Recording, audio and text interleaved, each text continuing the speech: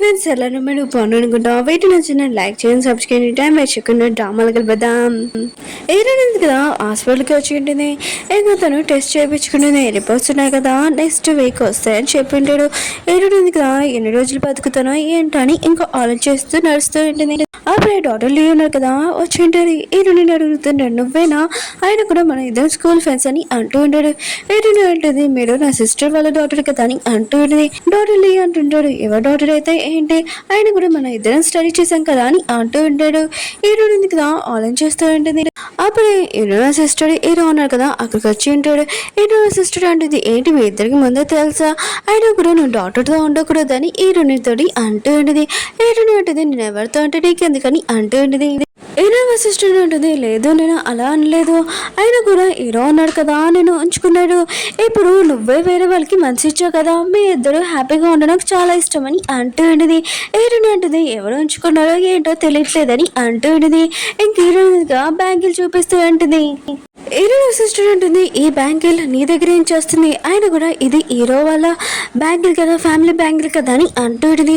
Heroine అంటుంది నీకు ఎలా చెప్పాను, ఆయన కూడా మా అత్తయ్య ఉంది కదా నాకు వద్దన్నా కూడా ఈ బ్యాంగిల్ వేసేది, ఆయన కూడా ఈ బ్యాంగిల్ ఉంది కదా చాలా పడుగా ఉంది అందంగా ఉందని ఇంకా షో ఆఫ్ చేస్తూ ఉంటుంది కదా. హీరోని లాగే అంటూ ఉంటాడు నువ్వు మా ఇంటి ఫ్యామిలీది బ్యాంగిల్ వేసుకున్నావు అందుకునే మర్యాదగా ఉందని అంటూ ఉంటాడు.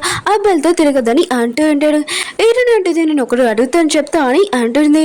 హీరో అంటుంటాడు చెప్తానని అంటూ ఉంటాడు. హీరోని అంటుంది ఒక మనిషికి ఎన్ని చేతులు ఉంటాయని అంటూ ఉంటుంది. హీరో అంటుంటాడు ఎన్ని ఉంటాయి రెండే ఉంటాయి కదా అని అంటూ ఉంటుంది. హీరోయిన్ కదా వెనక్కి వెళ్ళి పై నుంచి దూకి హీరోని ఒక్కటి కొట్టి ఉంటుంది. ఇంకోసారి నా సిస్టర్తో నువ్వు తిరగడం చూసినాననుకో ఖచ్చితంగా 2 కాదు 10 చేతులు పడతాయని అంటూ ఉంటుంది. హీరోయిన్ కదా వాళ్ళ సిస్టర్ని తోసేసి ఇంకా మిస్టర్ లీ తోటి వెళ్ళిపోయి ఉంటుంది. నెక్స్ట్ సీన్ లోని హీరోని వాళ్ళ సిస్టర్ ఉంది కదా వాళ్ళ అమ్మకి చెప్తూ ఉంటుంది హీరోనికి హీరో వాళ్ళ అమ్మ ఉంది కదా బ్యాచిలర్ వచ్చేసిందని అంటూ ఉంటుంది.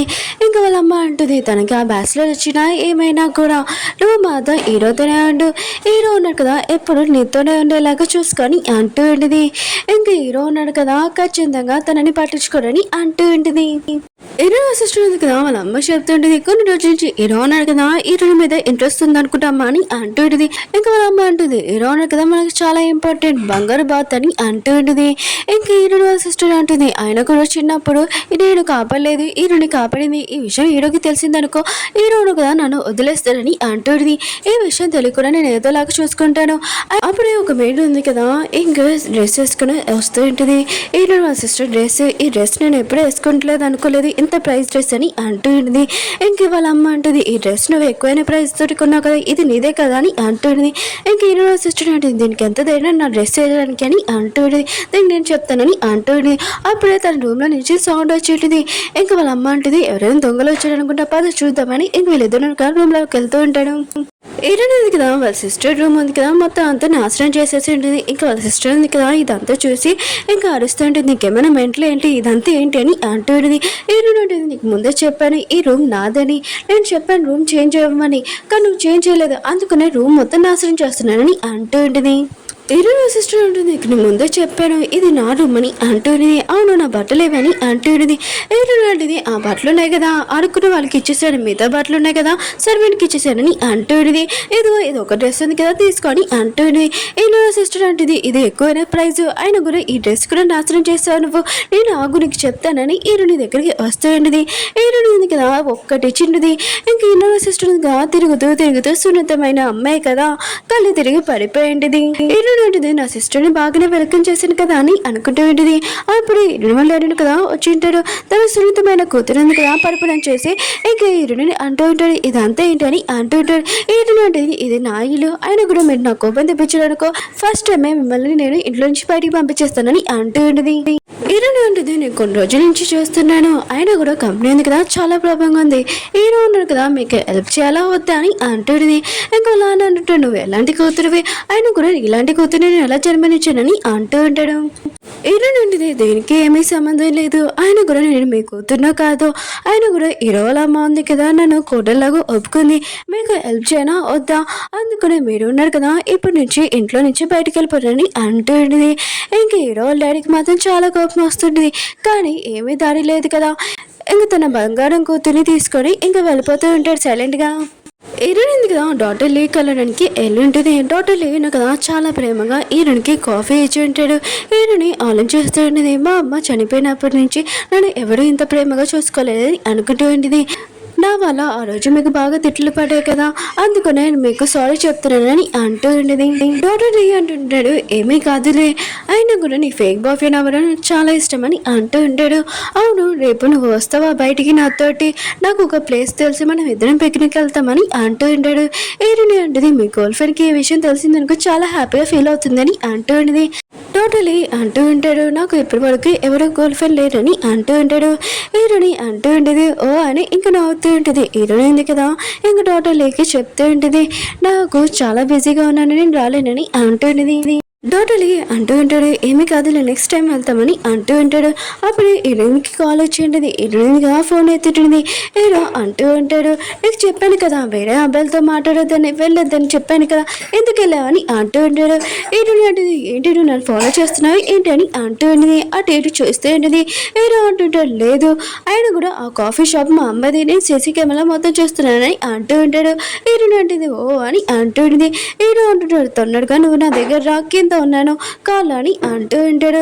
హీరో అంటూ ఉంటాడు, నీకు ఒక విషయం చెప్పడం మర్చిపోయాను, ఆయన కూడా డాక్టర్ లీ ఉన్నారు కదా, ఏ హాస్పిటల్లో పనిచేస్తున్నారో అది మాదే, అతని కొన్ని రోజుల తర్వాత నేను తీసిస్తానని అంటూ ఉంటాడు. హీరో ఉంది కదా విషయం వినగానే చాలా భయపడుతుంది. హీరో అంటుంటాడు, తొందర రాకపోతే నేను అదే చేస్తానని అంటూ ఉంటాడు. హీరో ఉంది కదా డాక్టర్ లీకి చెప్తూ ఉంటుంది, నాకు చాలా ఇంపార్టెంట్ పని ఉంది, నేను వెళ్ళొస్తానని అంటూ ఉంటుంది. డాక్టర్ లీ అంటుంటాడు, ఏదైనా ప్రాబ్లమా చెప్పని అంటూ ఉంటాడు. హీరో అంటుంది, ఏమీ కాదని ఇంకా తొందరగా హీరో దగ్గరికి వెళ్ళి ఉంటుంది. హీరో కాల్లో కూర్చొని అంటూ ఉంటుంది, ఏంటి నీ ప్రాబ్లం చెప్పని అంటూ ఉంటుంది. హీరో అంటుంటాడు, నువ్వు డాక్టర్ లీ నుంచి దూరంగా ఉండని అంటూ ఉంటాడు. హీరో అంటుంది, ఎప్పటి నుంచి నువ్వు నా గురించి ఆలోచిస్తున్నావు అని అంటూ ఉంటుంది.